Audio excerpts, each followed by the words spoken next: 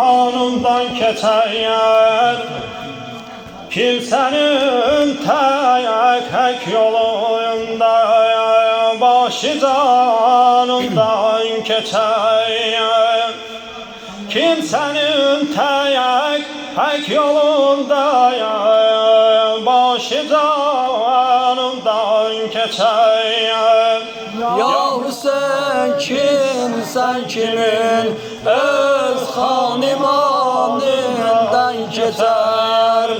Yahu sen kimsen kimin öz hanimanından geçer? Kimsenin tek yolunda başı canından geçer. Kimsenin tek terk eder cahu celalın ya Hüseyin. Ya Hüseyin. Kim verer yağmaya sen tek mülk malın ya Hüseyin. Kim görer zillet ile öz ehli eyalın Hüseyin. Kim eli ekber kimi Novruz zamanından geçer. Ya Hüseyin kimsen kimin öz hanimanından geçer? Ya Hüseyin kimsen kimin öz hanimanından geçer? Kimsenin tek yolunda başı canından geçer.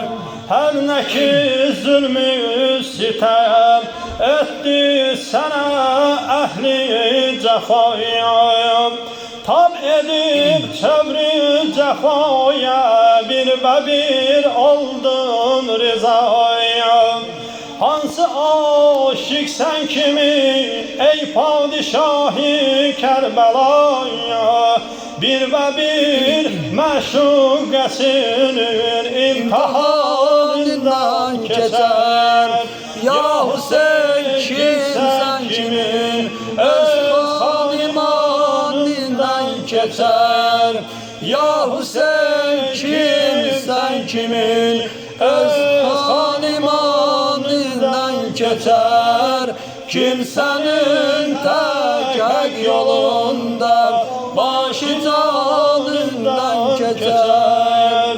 Kimsenin tek yolunda başı canından geçer.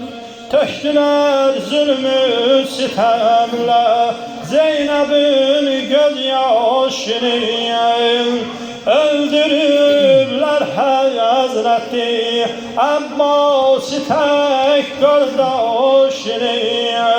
Hansı şahın kestiler teşne senin tek başını, hansı şahı başı düşmanlar sinanından geçer.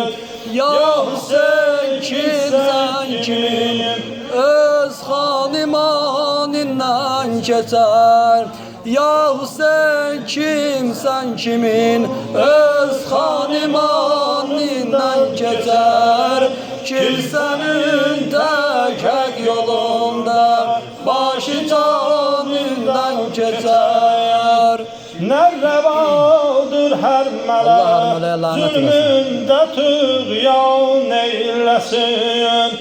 Ümmü Leyla bağrını min cevr ile kan eylesin. Şirxara oğlunu bir tirede kurban eylesin. Esherin halik meğer Meşerde kanından geçer. Ya Hüseyin kimsen kimin öz hanimanından geçer? Ya Hüseyin kimsen kimin öz hanimanından geçer? Kimsenin tek yolunda başı canından geçer. bu musibet alemi zarı perişan ağladır. Daima gemgindir çün abrini san ağladır.